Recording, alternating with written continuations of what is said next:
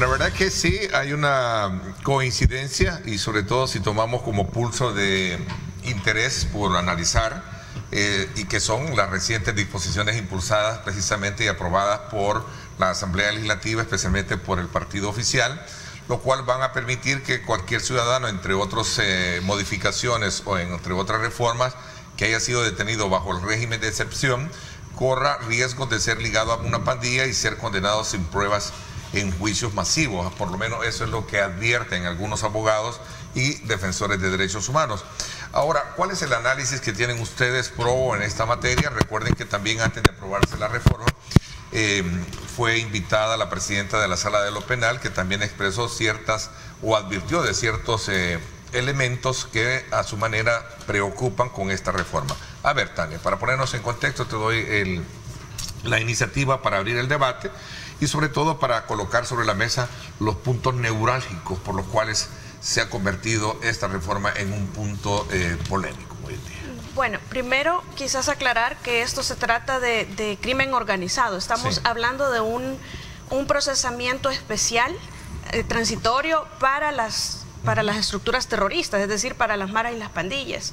No se trata de una aplicación al procedimiento penal común o para el que se considera como delincuente común, digamos, aunque son personas inocentes hasta que son condenadas, pero no estamos hablando del proceso penal común y ordinario, sino de un estadio bastante especializado que ha venido transformándose desde que se está implementando el Plan Control Territorial y además el régimen de excepción, y que nos ha traído jueces sin rostro, nos ha traído prórroga del plazo de instrucción, nos ha traído también una serie de reformas al procesamiento penal, a la incorporación de prueba, que ahora vienen a adicionar estos que me parece que lo que buscan es ordenar la cantidad de personas que tienen procesadas de una forma que haga un sentido no solamente más lógico, sino que además que responde a las actividades delictivas realizadas por estas estructuras divididas en sus clicas, porque en realidad así es como estaban estructuradas en el territorio, que estas estructuras se habían apoderado de este territorio, y por lo tanto es necesario hacer juicios colectivos, como acá lo han dicho, que creo que es lo que más ha causado revuelo en El Salvador y que creo que van a estar opuestas algunas personas, pero no es tampoco nada nuevo. Venir y enjuiciar o procesar a estructuras criminales en grupo no es nuevo. O sea, basta con entrar a Google y te vas a dar cuenta cuántas clicas y estructuras criminales de las diferentes pandillas han sido condenadas en El Salvador antes de esta reforma de la ley. Con esa modalidad. Ajá, en grupo. Bajo esa modalidad. Pero ¿cuál es la diferencia? O sea, ¿por qué entonces el problema es que sea en grupo? No. O sea, no es el problema de fondo. El problema es que esta ley, esta reforma que se está haciendo en este momento, tiene discrecionalidad, tiene vacíos, que son los que preocupan. O sea, ¿por qué? Primero, la reforma va dirigida a los capturados bajo el régimen de excepción, a esos famosos 70,000 fulanos que están por ahí. Pero ya sabemos que dentro de esos 70,000 fulanos hay un montón de inocentes. ¿Verdad? Eso lo sabemos. O sea, tanto lo sabemos que hay alrededor ya de 5,000 liberados de esos grupos. ¿Verdad?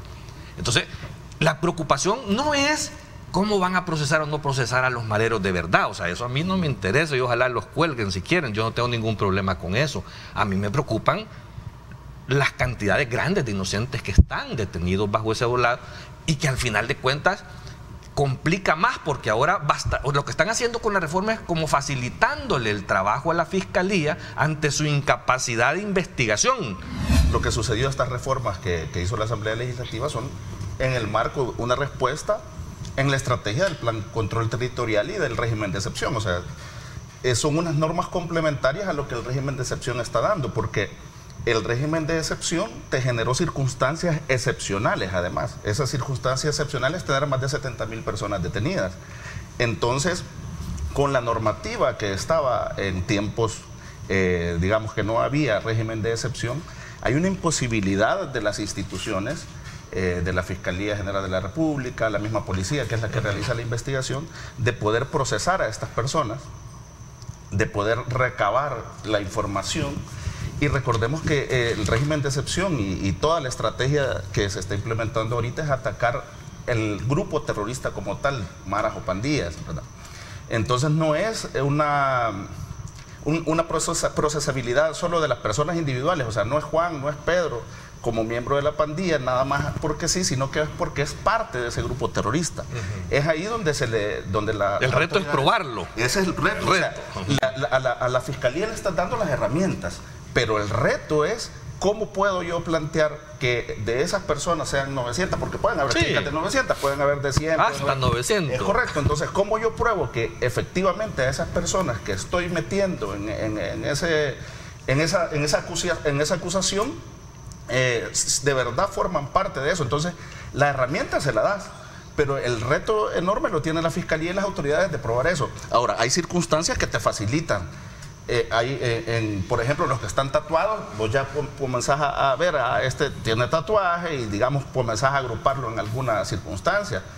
Si los tenés fichados ya también por delitos, porque por lo general han sido reincidentes, ¿verdad? Entonces, digamos que hay ciertos elementos que pueden facilitar el trabajo, pero el reto es enorme para la fiscalía. No solamente es pedirle herramienta, porque esta es una herramienta jurídica para procesarlos en el marco del régimen de excepción, y por eso es un decreto transitorio. O sea, si se acaba el régimen de excepción, el decreto transitorio se termina. Lo que son permanentes son las reformas a la ley del crimen organizado, ¿verdad?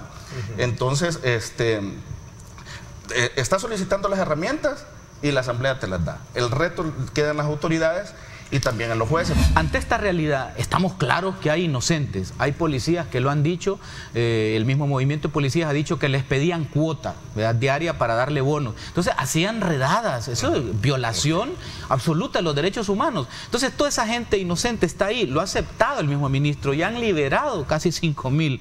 ¿Cuántos más hay ahí inocentes que van a entrar en ese proceso? Entonces, el Estado de Derecho, no, el país, la democracia como tal, ese pacto social de nación no le garantiza a estas personas esos derechos. Ese es el punto. Es historia lamentable de El Salvador que las cárceles tienen muchos inocentes que han sido procesados por todas aquellas tranzas de maletines negros y conveniencias políticas y de amistades y de clientelismo que no deberían de estar presos. Incluso hay personas procesadas que son inocentes, en mi opinión, y que la Fiscalía la sigue llevando. Por eso es el desafío de la Fiscalía. Entiendo que la Constitución prevalece sobre Yo he visto casos llegar hasta juicios porque una familiar le mandaba dinero a la sobrina para que estudiara, la sobrina no estudiaba y eso lo han visto como Estado. Y los jueces están obligados a cumplir la ley, por supuesto, pero a veces hay también demasiada, es decir, no somos un país perfecto, aquí también hay falta de preparación. Decidió después porque mencionó de que quería yo confundir, pero yo no quiero confundir. No ponga palabras en mi boca que yo no he dicho, no mientan. Mira, solo te voy a explicar. ¿Sabe qué? El Latinobarómetro dice que El Salvador está en una autocracia. Amén. El tema es que la democracia es algo más integral, ¿verdad? Y el Estado de Derecho tiene que ver con las reglas del juego, el principio de presunción de inocencia, el respeto a los derechos humanos, pero tampoco puedes hablar que hay Estado de Derecho y que hay democracia cuando te estaban matando a la población, cuando habían grupos que ejercían las funciones estatales y que te daban permiso incluso para que entrara a repartir comida a una colonia. Entonces no podemos decir que antes estábamos en un Estado de Derecho y en el goce de una democracia plena y que ahora no lo estamos. O sea, hay que valorar, como bien lo ha hecho la estrategia del gobierno, que estamos en una circunstancia excepcional. Yo creo que se han quedado sin argumentos. No, ¿sabes qué? Se han quedado sin argumentos, estar volviendo a lo mismo, de que el violador no está en debate. El flagelo de la delincuencia, el flagelo de las pandillas lo intentaron combatir diferentes gobiernos, desde Arena, del FMLN. Este gobierno está teniendo éxito en combatirlo. Ahora, ¿qué es lo que hay que ver? Hay que ver cómo se le da la robustez jurídica al combate a la delincuencia, al combate de las pandillas, porque eventualmente, si tú procesas mal el régimen de excepción, si no das a una conclusión jurídicamente sustentable, puedes tener consecuencias incluso internacionales. ¿Pueden los jueces hacer uso de la aplicación o la inaplicabilidad? Sí, por supuesto. Sí. De este tipo de disposiciones aprobadas por la Asamblea Legislativa. Sí podrían. Lo que sucede es que ahora tenemos, al igual que pasó en Estados Unidos, una conjunción en el trabajo en donde todas las todas las personas involucradas, las instituciones involucradas están trabajando de una forma coordinada, se están apoyando, y por eso fue la efectividad en aquel momento, y a eso se debe la efectividad ahora. Por supuesto que un juez, y en esto había olvidado yo, si lo que le está sucediendo al juez Tony Durán es una persecución, porque es el único juez en El Salvador que se ha mantenido vigente denunciando lo que él considera injusticias, yo creo que estamos bastante mal, porque realmente la independencia judicial es algo demasiado sagrado que debería, ante todo, defenderse por cualquier persona. A la hora que se condena a alguien, cuando se valora la prueba, puede estar toda esa prueba ya determinada, que va a ser documental, que va a ser testimonial, lo que quieran, pero lo cierto es que al final el juez aplica la sana crítica para condenar, y eso no tiene nada que ver entonces, bueno, si este documento es prueba, sí, pero yo considero que no se corroboró por otros medios de prueba y puedo absolver. Es decir, puede inaplicar o puede también aplicar. Sí, pero por eso es que yo me opongo a la reforma que proponía el fiscal general, por ejemplo, que decía que me parece que eran las denuncias que estuvieran incluidas ya dentro de la sana crítica. Miren, la sana crítica es inviolable, porque ese es el sano juicio del juzgador, por la experiencia, por la psicología, es decir... Es más integral, Sí, es decir, es su propio convencimiento, su propia valoración, su experiencia, su psicología, y no podemos obligarlo a que este papel lo considere dentro de su razonamiento intelectivo. Es decir, eso sí, en mi opinión, es inconcebible. Y estas legislaciones, estas reformas que se están haciendo, es darle, digamos, un corpus legal a esa frase.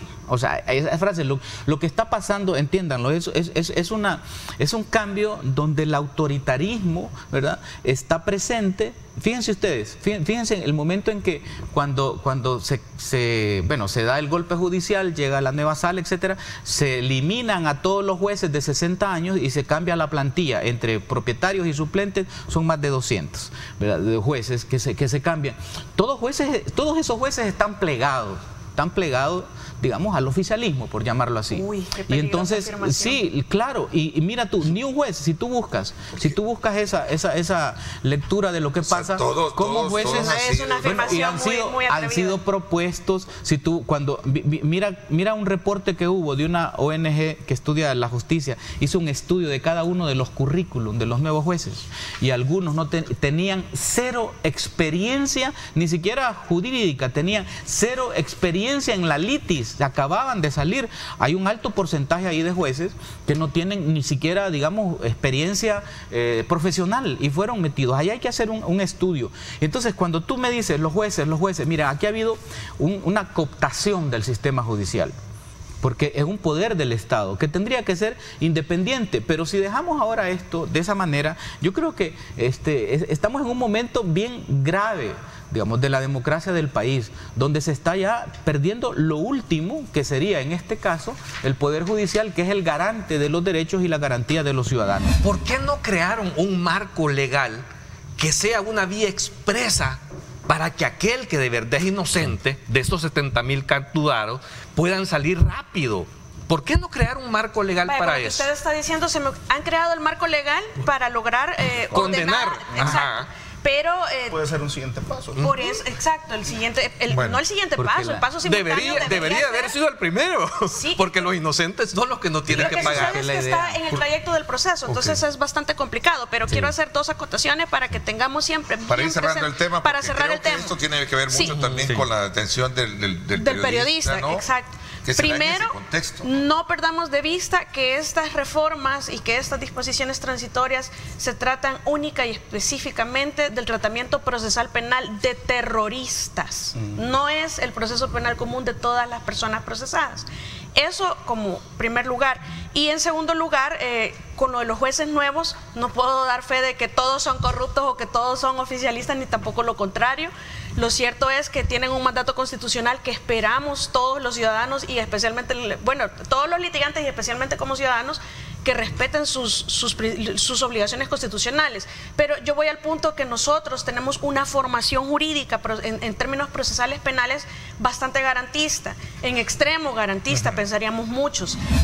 Se deben ir adecuando algunas normativas. Yo creo que el paquete de reformas que se aprobó son las primeras de un grupo de reformas complementarias que se tienen que aprobar al final para ir saliendo del régimen de excepción. O sea, el régimen de excepción va a llegar un momento que no vas a poder quitarlo de golpe, sino que tenés que preparar el camino jurídico para poder ir saliendo, porque si lo quitas así puedes tener audiencias pendientes, algunas cuestiones, investigaciones pendientes que tenés que irlas sacando. En ese marco creo que debiese haber un mecanismo estratégico para que los que son inocentes y que se les compruebe, o sea, lo que se pruebe es la culpabilidad, pero cuando no hay elementos suficientes para seguirlo procesando, que sean liberados inmediatamente.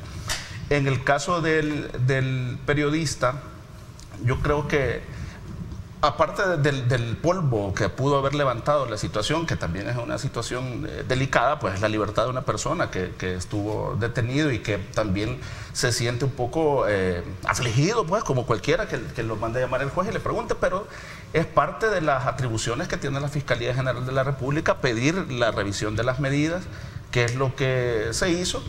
Y finalmente la jueza dijo que continuara en libertad.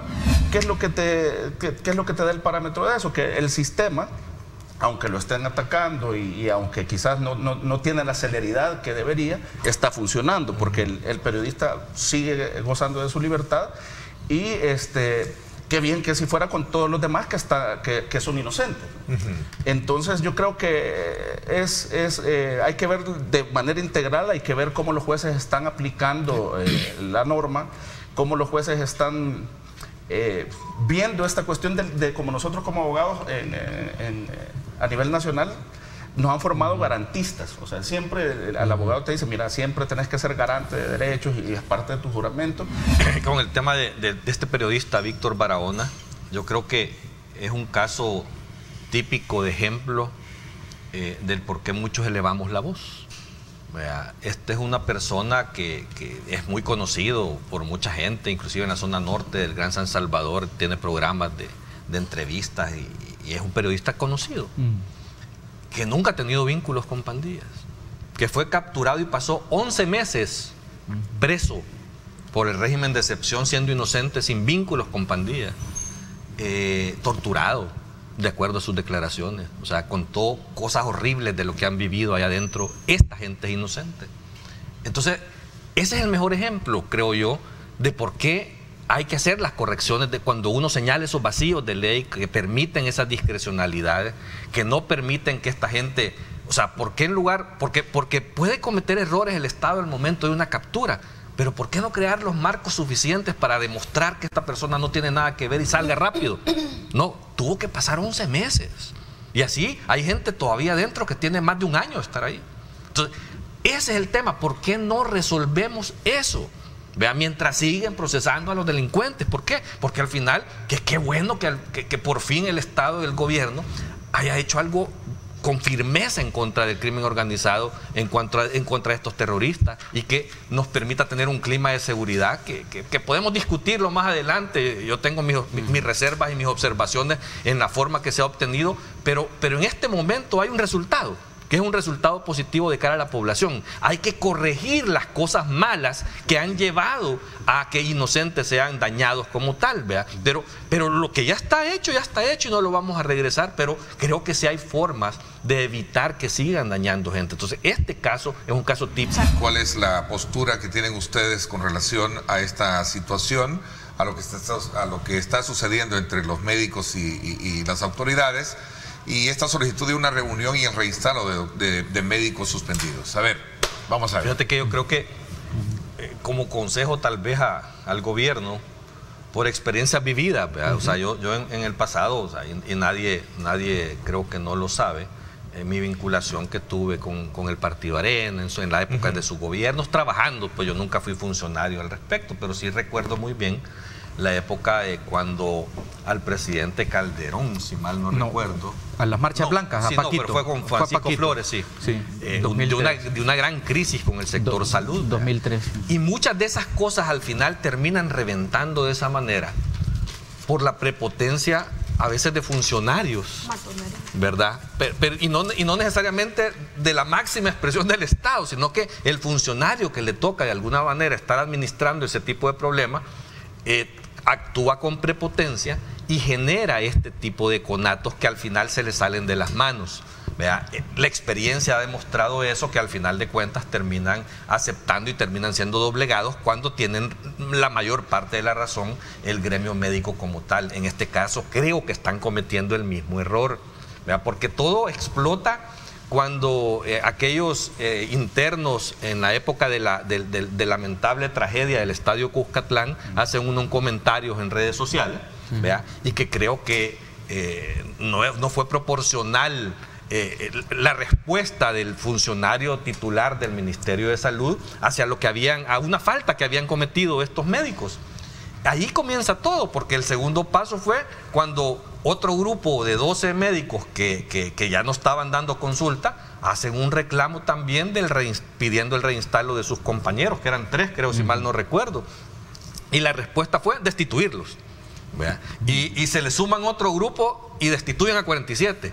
O sea, es que están cometiendo unos errores con tanta torpeza cuando al final no tiene la razón el titular. Yo sospecho que estos médicos no fueron solo por iniciativa propia. Hay un régimen casi militar en la que los de los años superiores les ordenan a los de los años inferiores a hacer X o Y cosas, y creo que también se está cometiendo el error de darle las herramientas a sectores opositores para que tomen la bandera en ese sector que es muy organizado y que es muy fuerte, como lo son los médicos, pero que tienen su derecho también, pues, de expresarse y de poder decir las cosas, pero hay normativa jurídica para canalizar y que debe de respetarse y que deben decir, mire, vamos a iniciar este proceso.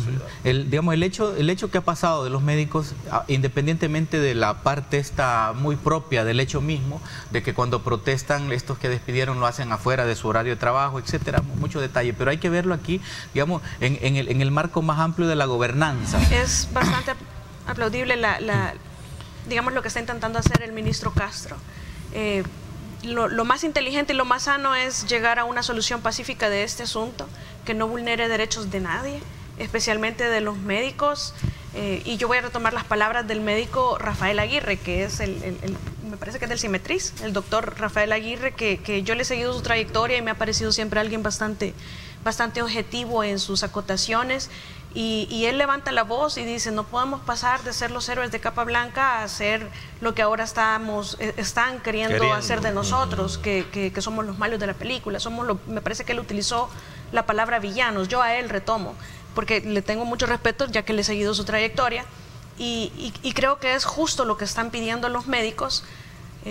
Más allá de la ventaja política que quieren sacar algunos que sí me parece que están realizando activismo político partidista, pero lo cierto es que el gremio médico merece muchísimo respeto, muchísimo agradecimiento de parte de nosotros como población, y nuestro apoyo y solidaridad absoluta al gremio, sin dejar de considerar lo que acota el licenciado Contreras.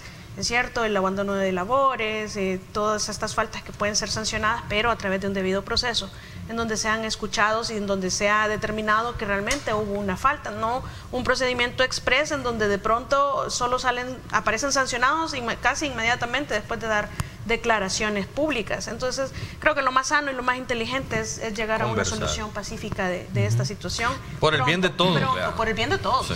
Bueno, sobre lo del juez, sobre el juez, los temas. Quizás es investigación judicial. La verdad es que yo no me he enterado de la noticia. Yo la tengo aquí. Si quieres, él lo denunció. Él lo denunció en su cuenta en un Twitter ayer. Sí, lo denunció, que llegaron de ética gubernamental. Y que le objetan situaciones de llegar tarde, de hacer uso de su vehículo. Lo que sucede es que situaciones de llegar tarde, más me parece que es investigación judicial, porque no... Sí, pero él denunció a ética gubernamental. Ética gubernamental. Sí. Bueno, es raro. Que alguien lo denunció a él por llegar tarde, entonces ahora están haciéndole menos. Bueno, los de ética gubernamental hacen todo. Lo que sucede es que no es decir, si vamos a sancionar a un juez porque llega tarde, yo creo que hay que hacer una investigación bastante grande y en todo el país. Claro. Es decir, sí, es que no es algo de ahora, pero, Si pero lo cierto es que sí, No, tampoco cuando le hablamos pagan- de Tony Durán. No les pagan hablamos de- horas extras de cuando amanecen también ahí. Si quiere- También se llevan trabajo.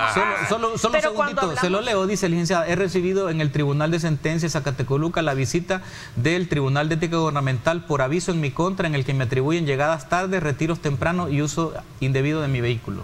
Lo dijo Algo usted. así solo Sí, puede venir sí, ahí desde está en la adentro pantalla, del mismo tribunal. Es este tweet, veamos. Ahí está, ahí lo tiene, ahí está Tony. Sí, ahí está Pero planteado. sigue abajo, dice, He recibido, la orden no, Lo ajá. considero una persecución. Lo considero una persecución selectiva a las declaraciones de como ciudadano, docente y juez hago en mi ejercicio de la libertad de expresión ante las violaciones a los derechos humanos del actual gobierno.